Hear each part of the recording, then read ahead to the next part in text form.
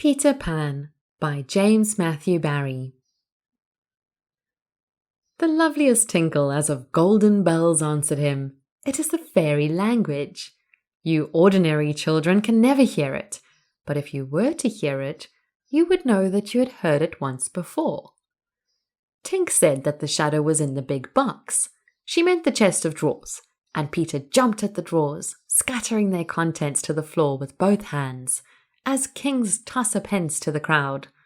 In a moment he had recovered his shadow, and in his delight he forgot that he had shut Tinker Bell up in the drawer. If he thought at all, but I don't believe he ever thought, it was that he and his shadow, when brought near each other, would join like drops of water, and when they did not, he was appalled. He tried to stick it on with soap from the bathroom, but that also failed. A shudder passed through Peter and he sat on the floor and cried. His sobs woke Wendy and she sat up in bed. She was not alarmed to see a stranger crying on the nursery floor. She was only pleasantly interested. "Boy," she said courteously, "why are you crying?" Peter could be exceedingly polite also, having learned the grand manner at fairy ceremonies, and he rose and bowed to her beautifully. She was much pleased, and bowed beautifully to him from the bed. "What's your name?" he asked. "Wendy Moira Angela Darling," she replied with some satisfaction. "What is your name?" "Peter Pan." She was already sure that he must be Peter, but it did seem a comparatively short name. "Is that all?" "Yes," he said rather sharply. He felt for the first time that it was a shortish name. "I'm so sorry," said Wendy Moira Angela. "It doesn't matter," Peter gulped.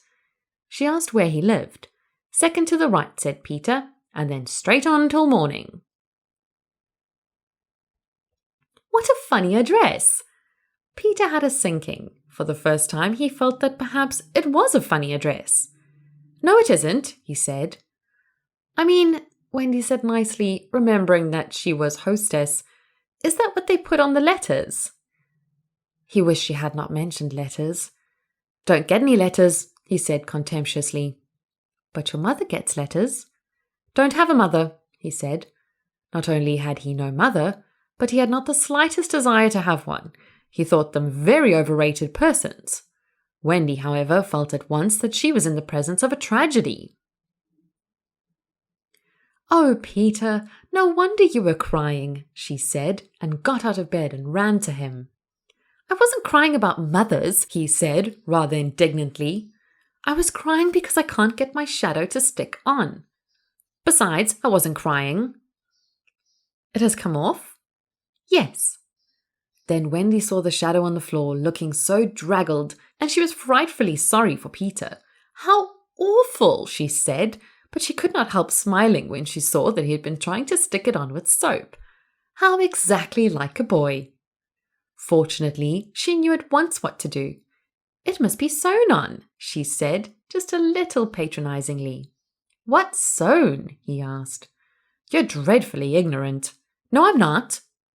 But she was exulting in his ignorance. "I shall sew it on for you, my little man," she said, though he was tall as herself, and she had got out her housewife sewing bag and sewed the shadow onto Peter's foot.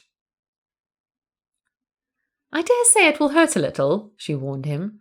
"Oh, I shan't cry," said Peter, who was already of the opinion that he had never cried in his life. And he clenched his teeth and did not cry, and soon his shadow was behaving properly, though still a little creased. "Perhaps I should have ironed it," Wendy said thoughtfully, but Peter, boylike, was indifferent to appearances, and he was now jumping about in the wildest glee. Alas, he had already forgotten that he owed his bliss to Wendy. He thought he had attached the shadow himself. "How clever am I!" he crowed rapturously. "Oh, the cleverness of me!" It is humiliating to have to confess that this conceit of Peter was one of his most fascinating qualities. To put it with brutal frankness, there was never a cockier boy. But for the moment Wendy was shocked. "You conceit braggart," she explained with frightful sarcasm. "Of course I did nothing." Narrated by Elizabeth Stander.